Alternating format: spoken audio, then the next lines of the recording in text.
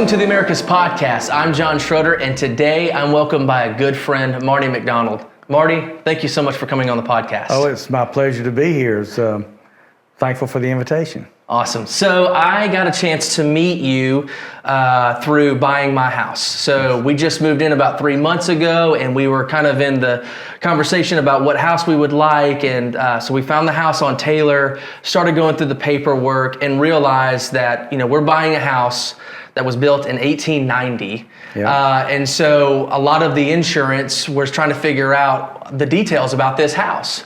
And so I found out that you were the previous agent for the house. That's right. And so I connected with you, and I was so encouraged when I first met you, first started talking to you. And so you gave me very clear details on the house and what the house should be for. So we went with you. We changed over Right. from agencies to you guys, and then we started just meeting. You invited me to your office, not Right. just to make a deal, but to really build a friendship. And so I remember coming into your office almost like a second home. Right. So I come in, I'm super welcomed, and then we're sitting down, we're talking, and I really felt like a person that was welcomed into your life, not just into your business. Right. And so I just felt like I had to have you on the podcast. And so we've Sure. had several conversations since then. We have. I try to drop by at least once a month to hear a little bit more about you and about Americus. And so I'm glad to have you on the podcast. So Marty, tell me a little bit about you. Tell me a little bit about how you grew up and how you got to Americus. Okay, so my dad was from Americus, went to Americus High School, played football, baseball at Americus High School, went to Georgia Tech, played football and baseball at Georgia Tech, met my mom, and later on I came. So we had a connection to Americus from birth. We moved back to Americus in 1976. My dad opened up a hardware store here, True Value Hardware, and so we moved back. I enrolled at Staley Middle School, started playing football, basketball, baseball, getting involved, and involved in the community, involved in school, met a lot of great people, and have been here ever since. My parents later moved back to Monticello, Georgia. I was a sophomore in college, and I stayed. And so been here ever since. Went to college here. Yeah. Started a business here. Have raised my family here, and have just loved Americus and don't ever see leaving. Yeah. So what was Marty like growing up? Were you a fun kid, energetic kid? Were you more of a shy kid growing up? No, we were always playing. Mom kicks us out of the house early, get on the bicycles. We had a great neighborhood. We connect with a lot of our friends now, and we talk about how great our neighborhood was. There was like 15, 20 kids on 3 or 4 street area. Yeah. And we would play wiffle ball, play basketball, hang out, ride bicycles. Nobody locked their doors. Everybody's parents fed each other. It was just like a community. And it was just a great childhood. I worked a little bit for my dad in the hardware store on Saturdays, played sports through high school, and then played baseball at Georgia Southwestern a couple of years. Okay. So when I first met you and we first started talking, you were obviously a super personable, friendly person. Where does that come from? Oh, I don't know. When I was young, and my grandfather was a State Farm agent. Okay. And so I would go to his office once a week and mop the floors, clean the bathroom, cut the grass. That was kind of my little money for a kid, And then he would let me sit in the office with his one of his other agents or his secretary. And when people would call in, I'd do quotes for them, as a kid in the old style. And then after college, he asked me to come to work for him, which I thought was a great honor and a privilege. So I went to work for my grandfather, and just listening to him, people would come by his office to chat, never to buy insurance, never to get quotes.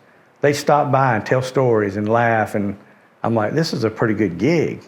I need to figure this out. So anyway, that inspired me, and then when I had the opportunity to open up my own, of course I jumped at the opportunity, and the thing I do like best is like when you come by, we'll spend 5 or 10 minutes doing the business stuff, but most of the time we just talk about what's going on in our lives, what makes us tick, what good can we do here, what good we see there. I just love that part of what I do. That's awesome. That's awesome. So did you have any siblings? Yes. What was your family dynamic? So I had 2 brothers, 2 younger brothers. Okay. And one was a year younger than me, and one 6 years younger than me. And so we all played sports. We were just the regular kids, just get in trouble here or there. But for the most part, we're good kids. And, mom and dad were, they made sure we did the right things most of the time. That's right. That's right. So your family was already kind of integrated into the Americus kind of community. Right. So when you moved back, there was a lot of already kind of existing relationships or relationships that would continue to grow from that. How do you see the value of just being in a community like that, growing up in a community like that? Well, it's just, as we were talking to my friend Paul Carter last night, we all looked after each other.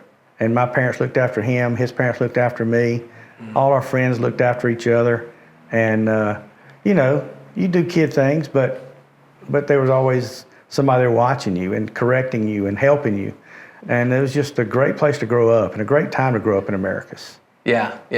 So then you grew up, what street did you grow up on? And around? Glenwood Road. Glenwood Road, okay. Rose Avenue, Glenwood, Shirley, all that area. So, okay. Then you go to college at, you said GSW? Went to college here at Georgia Southwestern. Okay. What was that experience like? Did you get a chance to meet new relationships and build new relationships from there, or? Absolutely, yeah. So, I went to Georgia Southwestern and joined a fraternity. You meet a lot of people through there from different parts of the state and different parts of the country, and you make new friendships, and I have many of those still today, and we talk on a regular basis, some weekly, some monthly, but we stay in touch, and it was a good experience. Got more involved in community service through college, through the fraternity and stuff like that. So I think that's kind of where the community service part started. That's good. So you played sports. What sports did you play? Baseball. All right. Are you still a big baseball fan? Do you love it? Okay. Absolutely love it. That's good. What position did you play? In high school, I pitched a little bit. Played first base, being left-handed. Played a little outfield. At Georgia Southwestern, I played a little first base. Okay. Pitched a little bit. Wasn't good enough to pitch in college much, but mostly played left field at Georgia Southwestern. Okay, that's great. Then you started working with your grandfather, and you're still in that location, right? That building, or roundabout? That was my grandfather's location. I actually started my office right across the street in the old Forsyth Bar and Grill building. Okay. I was in that location. It was Good Time Charlie's at the time, and I was right next door, and I had a little single office in there. And I was there from 1990 to 1993. Okay. When my grandfather passed away in 93, I bought his building and moved my office to MLK Boulevard, where it is now. That's right. So tell me when you met your wife, Paula. Met Paula, probably 1988, 89. Okay. She came to Georgia Southwestern on a basketball scholarship. Okay. So she was here playing thank basketball. the Lord for GSW, definitely. Yeah, so it's been a big part of my life. And she played basketball and softball at Southwestern, so she was a two-sport athlete. And so that kind of gave us a lot in common. And so we dated while she was in college.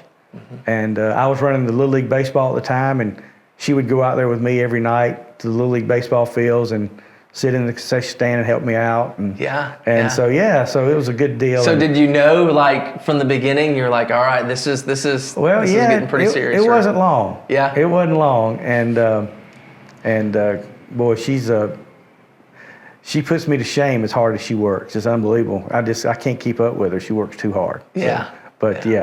She's been a good wife, a good mother, and and just couldn't ask for anything better. So when you guys got married, were you thinking about maybe moving, or were you solid on Americus? No, or it what was, what was her thoughts? Because she's not from the area, right? She's from Sylvester, Georgia. Okay. And so it was kind of interesting. I was working for my grandfather and talking with State Farm about opening up my own agency. And we were dating at the time and got engaged.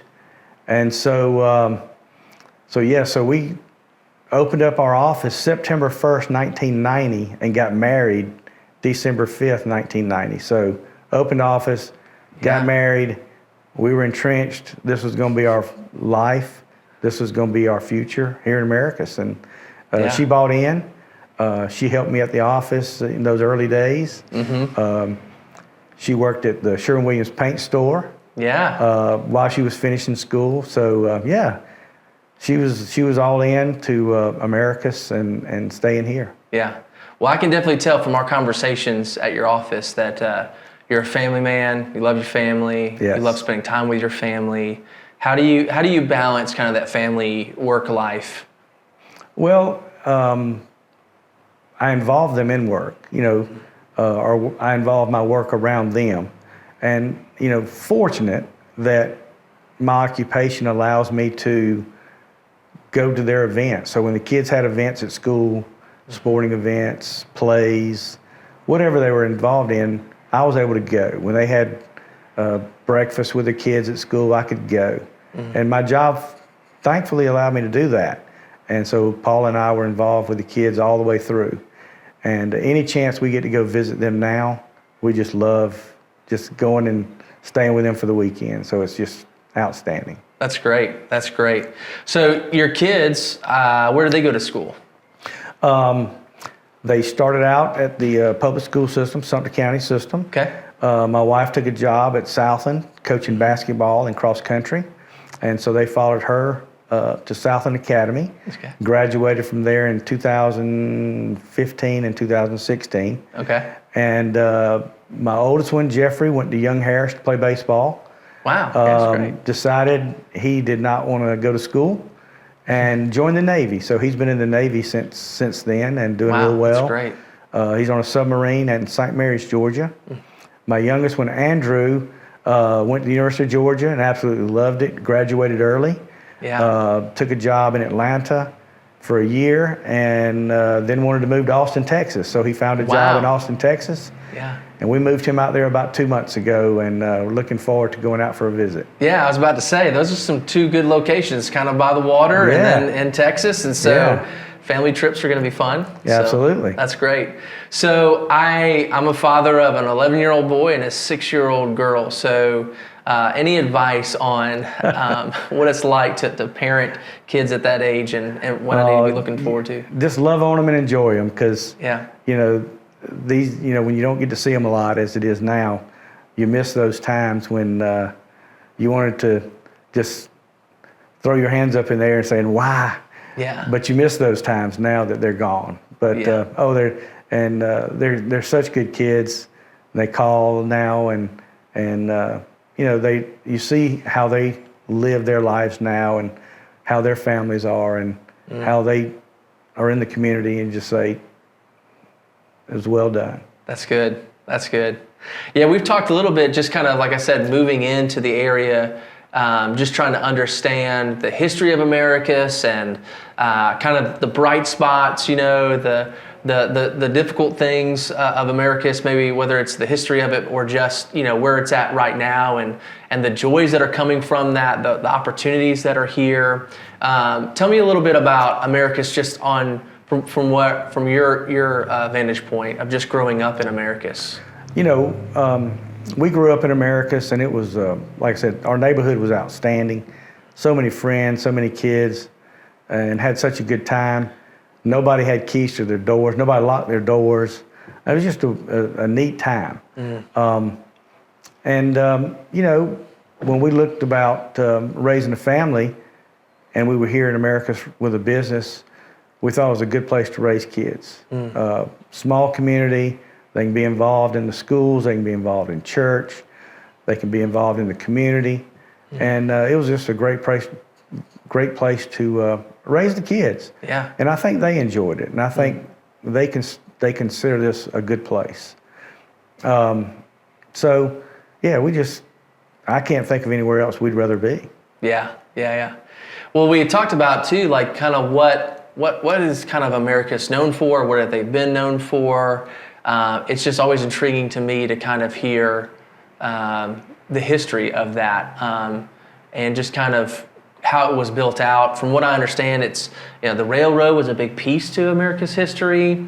Getting the railroad to come through Americus was a great thing. And so the things that kind of gravitate people here, why are people here? What do people love about Americus? Those types of things are always interesting to me. Well, of course, President Carter being from here helps. Yeah. And the attention he brings on this part of the country. And, so a lot of people come because of President Carter. We love going over to Plains and have peanut butter ice cream. Yes. With our kids and our dogs and stuff like that. We can't get away. Oh. Every time we go down there, they're like, peanut butter ice cream. So, that's always a treat. And then, you got Andersonville. Mm-hmm. So you have these national treasures in little bitty Americus, Sumter County area that bring, tourists here. Yeah. And, I think just the sense of community from the people in Americus helping each other. State Farm's motto was, like a good neighbor, State Farm's there. Mm-hmm. Well, sometimes I look at Americus and say, like a good neighbor, Americus is here. Yeah. Because so many times I'll see people have struggles in their life, maybe from illness, accidents, just things out of their control. And just to see people behind the scenes step up without a lot of notoriety, without fanfare, just take care of those needs. If it's cutting the grass, taking a meal, just watching their kids. You see those things and you're like, it's a good place to be from. Yeah. Like I said, just moving in, the people that I've met, they're very welcoming. They kind of want to know my story a little bit. They want to know kind of what's going on. Right when we moved in the street, I remember my wife going to a store and someone saying, "Hey, did you just move in?" And she said, "Yeah." And they said, "Well, because I saw you," because people are just there and they're paying attention and they're wanting to be good neighbors or wanting to see kind of our stories. So I feel like that is a big thing. And then when I thought about you being a State Farm agent, I did think about that, like a good neighbor, Marty's there. And you would do that even if you weren't an agent. That is just who you are. And I think that's so key. The elements that make you who you are, the elements that allow you, the things that have happened to your life, obviously affect the way that you treat other people. And so you mentioned family. You mentioned the impact of church in your life. Yeah. Would you say that those two things are the things that you have that have been given to you so that you can share that with others just in daily interactions and kind of how has that impacted you? Definitely. So as a small child or as a kid growing up, I watched my mom and dad kind of do things for other families, toys, meals, whatever. And, never being asked, just seeing a need and feeling it. And then, I didn't really understand it at the time, what they were doing. And then when I married Paula, Paula's the most giving person I know. Wow. Like every time a need came up, she was there with a lawnmower to cut their grass or taking them a meal. And I'm like, that's just what she does. Yeah. And so seeing that, and that kind of motivated me to do that. So, I get a lot of credit for it. I really do. Because I'm the loud one. I'm the face. I got my name on the sign. I'm out front planning all these things. Paula's the one that does them. Yeah. She gets them all done and makes sure they get done and make sure they get done properly. So, she gets more credit. She deserves more credit than I do. Yeah. Because she's out there doing it every day. And, thankfully, she has the will to do those things. And then, at church, you see the crew out there, that the grass cutting crew. Yeah. That would go out to people's homes that couldn't cut their grass anymore, or they get the meal trains together for families that need meals, or get toys together for kids for Christmas. Just little things, Yeah. And you see all that, and to me, that's what the community and the church and family is all about, is seeing those needs, filling them, and not wanting notoriety, not wanting fanfare, Yeah, that's important. Not being rewarded for it. Your reward is doing good for other people. So, Now, what church do you currently attend? First Baptist Church. Been a member there since we moved here in 1976. Nice. And just love the church. Yes. Love the staff. The people in the church they just love on me and my family. They loved my kids, and I just can't say enough about what they did for our family. Wow. It's amazing. It's amazing, like you said, the idea of people giving not for notoriety, but just because they care. That's right. Just because they know what that feels like to be cared for. Right. And because they know what that feels like, they have almost the capacity to do it because they've had someone do that to them. And I think that's so key in anyone's life, is learning how to be grateful and having that gratitude, and just saying, all the things that I've been giving, I want other people to experience those things. Sure. In their lives.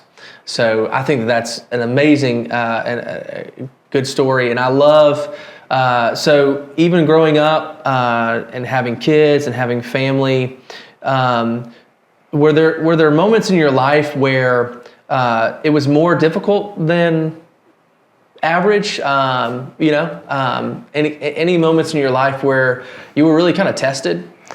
Yes. I think we all have tests, and I think God tests us. I think He does.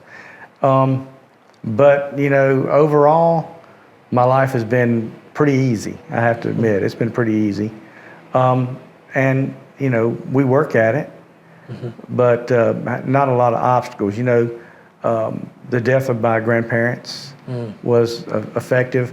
How old were you when? It was different times, but my grandparents were very influential to us. My grandmother, I remember going to her house in Avondale, and she teaching me how to pray, teaching me the Lord's Prayer, and those things impacted me a lot. I got the chance to work for both my grandfathers. One of them was he had a photography business and advertising business, and so he let me do a little bit of photography for him. Of course, my other grandfather was a State Farm agent, and I got to work for him. So, getting to work for your dad and both grandfathers was just very impactful, and I think just gave me a sense that how important family was. Yeah, that's huge. That's huge. I think it's one of the things that is so important when we're talking about neighboring, we're talking about building a community, is the family dynamic. The family is so key, so central to that. It's such a small part of a large city, but it's what builds out that city, that fabric, and when you have parents and people that are investing into you, it just makes the city better overall. And so, and even in difficult times, you have other people that come and support you, and allow you to experience those things in real time, and I think that's really important. So Marty, tell me a little bit about. So you've been living here. It's July 20th we're recording this, and so what is Americus like today? Where are the bright spots when we think about Americus, and again, being a new neighbor, looking in the city and going, what is something that would draw even more people to be a part of this? I think just people being good neighbors. I think people come through here and see a community that's caring, that's committed to being a good community, would welcome more people in and make people want to come here. Yeah. I think we have a lot to offer. We have Georgia Southwestern College, South Georgia Tech, technical school, big industries in Americus to me. Yeah. Those are our spotlight things we need to build upon and get industry to come in to use students from those two schools. We've got the history of Jimmy Carter here. That's a big drawing point for people to know where it is. Yeah. But I think just put an importance on family. If we can make the community and other people say the importance of family, and then community and helping each other. That's what we need to do. Yeah. So being a good neighbor, do you kind of have a set of qualities, or maybe just a description to define what a good neighbor is? I think just being a good neighbor is having your eyes open to what's around you and seeing those needs, meeting those needs without being asked. Yeah. That's what a good neighbor is. And so, I think so many times now on these streets, everybody stays indoors. They're watching TV or playing games. They need to get outside, meet their neighbors. Talk to the people that live on each side of you, across the street, down the road. Yeah. I think that's important, because if you don't know these people, how will you know when they need your help? How will they know when you need help? Yeah. So, we need to get out and meet our people and welcome our new neighbors. Yeah. That's one of the things I think is really key, especially when you had the storms. When we were in Albany, we had the storms, and all the houses were just devastated. Trees were everywhere, and it's discouraging to think that it takes something like that to get you out to say, "Hey, my name is, nice to meet you. Can you help me get this tree off of my yard or off of our street so that we can get to the next store or whatever?" But sometimes it takes things like that to bring people together. Suffering takes a lot, but if we can just, like you said, become more aware just in the everyday things, and be intentional about taking risks. And I think that's what it's required. I think just realizing that the people that we're talking to, that we want to meet, it takes something from us first. Sure. And so what do you think are just some of those small risks that in order to do that, right? So the idea is go meet your neighbor, go say hi, wave at someone, what do you feel like are the obstacles where people say, I don't want to do that, or I'm afraid to do that? What are they risking? I'm not sure what the fear is about meeting your neighbors. I don't know. It doesn't, because I want to talk to everyone. Yeah. I want to meet everybody. I want to know who you are. And so, but it is such a private, everybody wants to be private, keep their stuff to themselves, keep their, keep a closed door. And we have so many opportunities. And I think, God sets things in front of us. All we have to do is look. Yeah. There's so many opportunities. Yeah. But you can't meet them if you don't look. And you got to find those. So, I think people just need to overcome the obstacles of being nervous about their neighbors, or just get over that fear of meeting their neighbors, or just get out there and say hello. And if I can ever help you, let me know. I may need you to come feed my dogs one day. That's right. I need you. That's right. Yeah.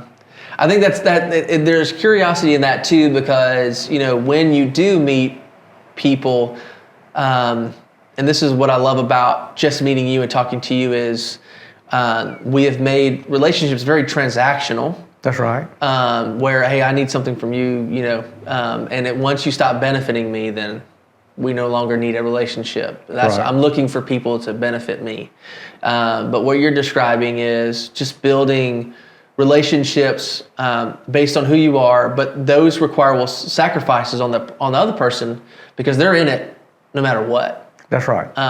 but also learning that you are going to be a person that's in need. Like, I'm not just becoming your friend because I have all of the resources and the time, and you Correct. need my help. It is, I'm gonna need your help. You know, Right. which is it's something we're missing a lot of times. And then we go outside, which is fine. I mean, social media is great. I think it's a great platform. But man, these small interactions with our neighbors, it's just it's really cool when you get to see someone. Oh yeah. And talk with them. So I know that's one of the things Jill and I love to do. We like to knock on doors. It blows my mind that that the doors were unlocked in your neighborhood. Like, Yeah. to me, that's just vulnerability. It's welcoming, but it's also vulnerability. Yeah. And creating a space for that, I think, allow people to enjoy it, to have fun, to feel safe. So those qualities, like just the idea of unlocking a door, it says a lot. I just loved our time as kids here. It was fantastic. Yeah. And we still try to get together some,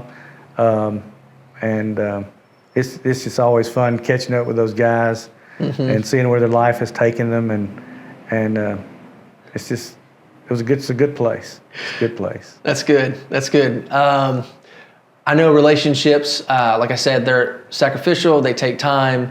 I think about, you've probably had some relationships where it got pretty messy, and yet you guys are still friends and those types of things. And I think it's so important that we recognize that, again, neighborliness, relationships, they're just going to take time. Right. And you got to be willing to kind of weather the storms of those moments. Sure. And so how do you keep relationships so strong? Because a lot of people, they'll just meet and talk, and then once they disappear, like out of sight, out of mind. How do you keep relationships engaged? I was not the most, I guess I say, I didn't keep in touch with my friends like I should.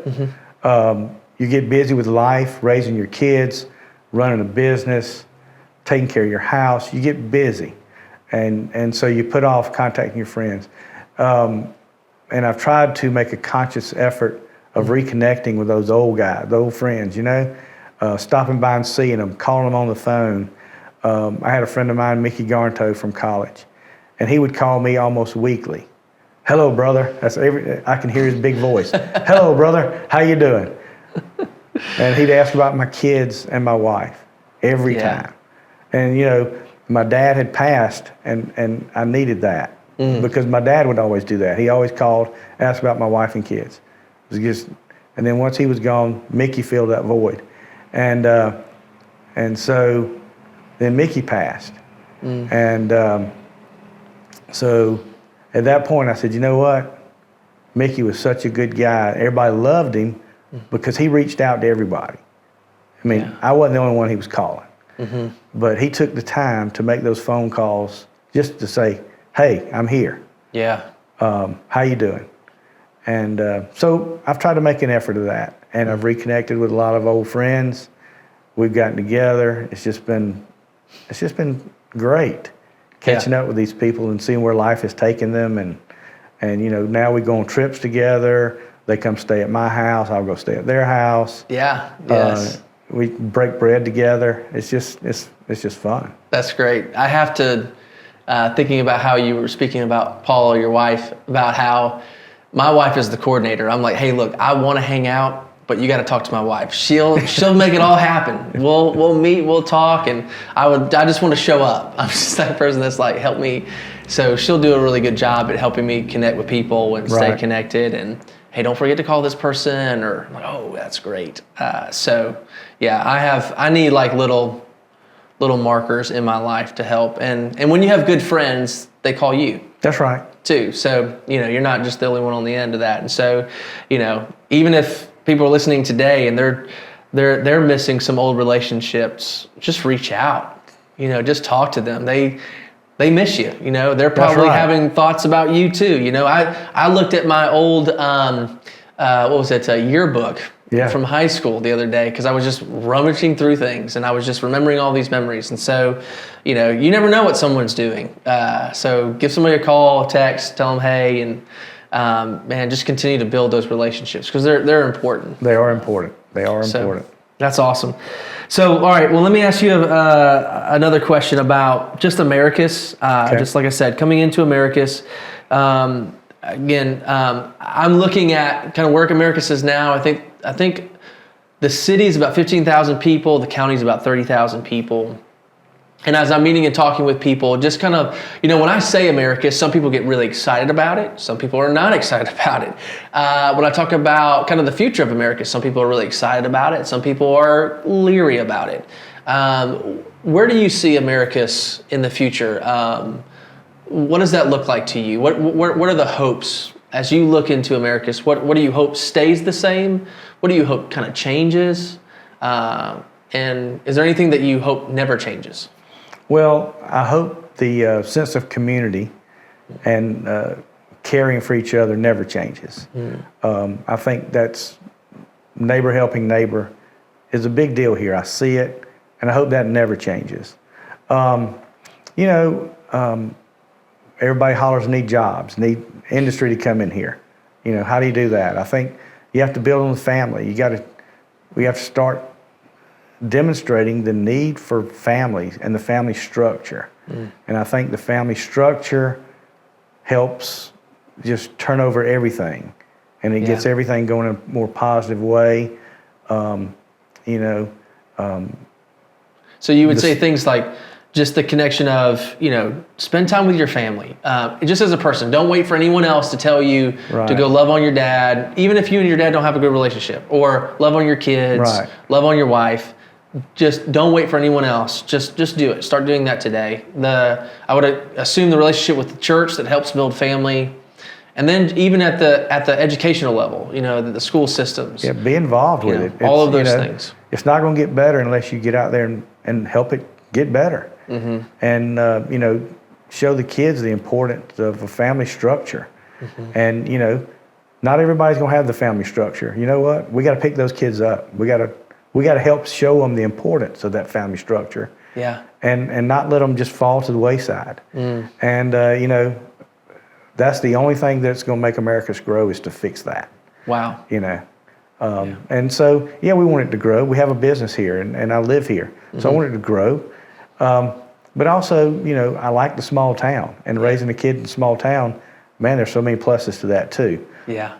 But I think, you know, the family values and that structure, if we can just help just make that a light of that importance, that that the rest of the things will fix themselves. Yeah, yeah. It's so key because sometimes we just assume that everyone grew up the way that we grew up, and so everyone just is doing what we're doing. And then when we see kind of brokenness, we just automatically say, what's wrong with you? Instead of saying, hey, how can I come and be a support in which maybe you didn't have, you know? And so like just going to the games, and not just going to the games just to be with your kids, but like you said, paying attention and going, wow, like there are other people, other families here, or maybe there's a kid with no parent in the seats. And so you just start rooting for them. Right. Because they're on your team, because they're in your community and you're supporting them. So I think that is a huge thing, is the family aspect, and trying to see it even on a community level too, of coming alongside of that, and building structures that continue to put that, which is one of the reasons why even we're doing this podcast, is figuring out ways to build this dynamic, build this truth, build this kind of this hope that we have, that family is key. And I see it, you know, around town, like I said, within the churches, within just the townspeople, they're really pressing into that, and I think it's going to be a huge addition to that. And so you can always have a small town feel if you focus on the family. I think so.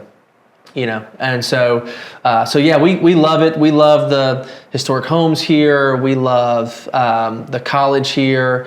I didn't go to GSW, but I love the aspect of it.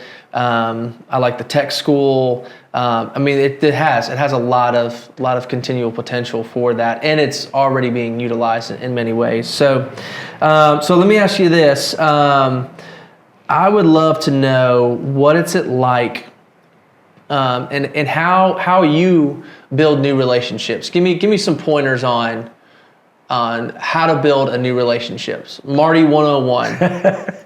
Building new relationships. I think the key to building a new relationship is just listening. If you're listening and truly interested in what somebody else is doing, or what they've done, or where they're going, or what their vision is, that's how you make friendships. Yeah. Because I just think that just being open and available to people will come. Yeah. And just being listening, and being open to everyone. That's good. That's Marty 101. I mean, that's it. Building new relationships. No, that's very key, and it is risky. It is risky because in the climate that we have today, people are more geared towards not listening and trying to tell someone something. Exactly. And so if you can figure that out, if you can say, okay, I'm going to need to listen to them, try to tell me something, so they recognize that I'm actually listening to them. Right. So they have that value. I'm giving them value by listening to them. And I think the importance is we're not going to have the same opinion on everything. Yeah. Politics especially. Mm-hmm. But you know what? There's a reason they have that opinion. Yeah. And it should be valued, even if it's different than yours. Their opinion is valuable. Yeah. And, we may disagree on liberal, conservative, this, that, or anything. Yeah. But you know what? Everybody's opinion is valuable, and there's a reason they have that opinion. Yeah. And you have to be open to listening to it. You don't have to agree with it. Yeah. But you can listen to it. Yeah. And have discussions about it. And people don't want to have discussions anymore. Yeah. They want to tell you. Mm-hmm. So how is it that you give someone, because it doesn't seem like it comes naturally to give value to people when you're listening to someone who is, in your mind, you're disagreeing with. You're like, that's not where I'm coming from. That's right. Where do you think that deeper value goes? Because you're stopping yourself from trying to make a point or correct someone, and you're trying to learn to just listen to them. Where does that deeper value come from for you? Oh, I don't know. I guess my parents and my grandparents, they were, I never heard them judge anybody. I never heard them, they didn't criticize people. They didn't talk about people. And I don't know, it just kind of that just rubbed off on me. I guess I recognized that they saw value in everybody. Wow. No matter where they came from or what they were doing or where they were going. Mm-hmm. They saw value in everybody. And to me, I think the one thing I want my kids to learn from me is, hey, everyone has value. Everybody has a story. Mm-hmm. Everybody just wants to be loved. Mm-hmm. You know what I mean? Yeah. And so, if my kids learn one thing from me, just like everybody's got value. Yeah. That's big. And I bet you they feel valued because, that's what you're teaching them, and you're being an example to that. And, I've just been so encouraged by you. Like I said, there's a safe place with you. Like, we're just talking, and I feel like I can be honest and vulnerable. Sure. And that doesn't come naturally. It becomes because you've lived it enough where it's just there, and I've been encouraged by that. So thank you for that. So let me ask you this. All right, I'm new to Americus. Where can I find community in Americus? What does that look like to you? Like, when you think about community and building community, where are some areas? Where are some spots? I think some great places to go to be part of the community. Georgia Southwestern, the athletics department, they are big into community service. They lead the Division II in community service, by far. And they need our support. You know what I mean? So they got softball games, baseball games, basketball games, cross-country meets, soccer matches, you know, and it's inexpensive. It's good family fun. The kids are great. Go out and just go to a game. You'll meet somebody new every time. South Georgia Tech, good basketball programs. They do really well. The kids are great. You know, go out there and watch a basketball game. Be part of these. You know, they're coming to our community. You know, and they're outsiders. Yeah. So, you know, you may want to be able to help them one day. You know what I mean? They may need you. So go support them. I think it's a great place. Of course, the churches, you know, they always have activities, and that's a good place to go. You just go to a church and find out where you can help. It's always a good place to go get in part of the community. The recreation department. Oh man, I love going out there and watching the Little League baseball games. That's awesome. Dwight Harris has his basketball league. Does great. My kids played in it. They loved it. Just so many things. You just have to go out, and you don't have to go far, and you don't have to spend a lot of money, but you can have a great time. Yeah, that's great. I like that. I'm interested in that. I've heard a lot about the rec department. So, Yes.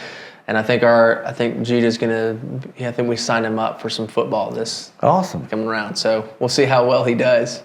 So we're excited about that. All right. So let me. I'd like to end with some kind of rapid fire questions. You know, Okay. just some really quick questions that we just love to ask any of our guests here. So let me ask you this: favorite restaurant that you like to go to?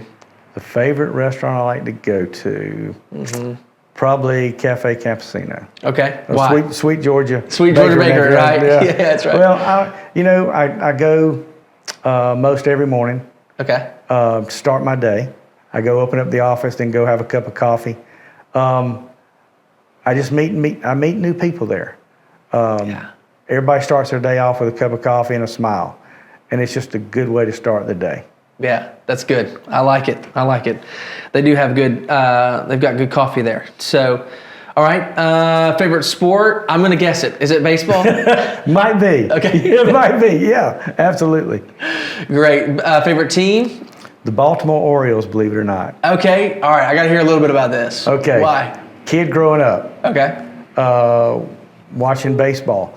Only came on 2 nights a week, or 2 days, Saturdays, Monday nights. The Orioles with Brooks Robinson, Jim Palmer, Boog Powell, Eddie Murray, Frank Robinson. They were on TV all the time. Yeah, So Brooks Robinson was my favorite player growing up. So I love that. So I like the orange hat with the bird on it. So anyway, so I had Baltimore Oriole gear all my life. Still my favorite team. Love it. Go-to karaoke song? A voice like mine does not sing karaoke. Okay. All right. I'll let you pass on that. Let's see. Last one. All right. So I'm new to Americus, and coming from Albany, people that are from Albany have a name. They're called Albanians. What is the name of someone who lives in Americus or is from Americus? I don't know. You don't know? I wouldn't know what they call us. They call us crazy, maybe? I don't know. Well, I think they just call us neighbors. How about that? There it is. Well, that'd be great. That'd be Yeah. a really great one. I have tried to pitch the last few guests. They're not feeling it, and that's okay. Sometimes it just warms up, right? It just takes a little bit to warm up. So I think a good name would be an Americusian. How does that feel? Americusian. I don't think I could say that often. Well, you don't have to because you are one, right? So yeah, it's funny. That's People right. ask you where you're from. I say Americus. They said, I know you're from America. Where are you from? That's You know. right, that's So just neighbors. I think That's we'll go with neighbors. neighbors. Okay. I like it, man. Well, that is like strike number 4 for this. I don't think it's going well. All right. Well, Marty, thank you so much again for coming and being part of the podcast. Thank you so much for welcoming me into your life, into your stories, not just because of this podcast. Some of these stories we've already talked about at your office. And so that's what makes this so beautiful. This is what you do. This is because it's who you are. So thank you so much for joining us on the podcast, and I look forward to continuing to grow and be good neighbors together in the city. Awesome. Thanks for having me. It's been a pleasure. Thank you. Thank you. All right. Sounds good, man. Did it. Thank you, man. This was great. It was good. Yeah, it's fun. yeah. It's fun to talk, It is. It is just fun to chat. Yeah, I love it. I love your ideas too on just the community element of that. I definitely thought about the rec department, but for some reason, just the idea of having students here that are not from here, that are engaged in the sports, they're excited about it. Like that's what they're excited about. They're excited. Right? They're not excited necessarily about going to English 101, but they're excited about playing the sport that they're here to play. Yeah, they're competing. And you come alongside of them and say, hey, how do we support? How do we help? Yeah. Like, hey, let's have dinner. We'll do pancakes for all, whatever, for the team or something like that, and just build relationships with some of these guys.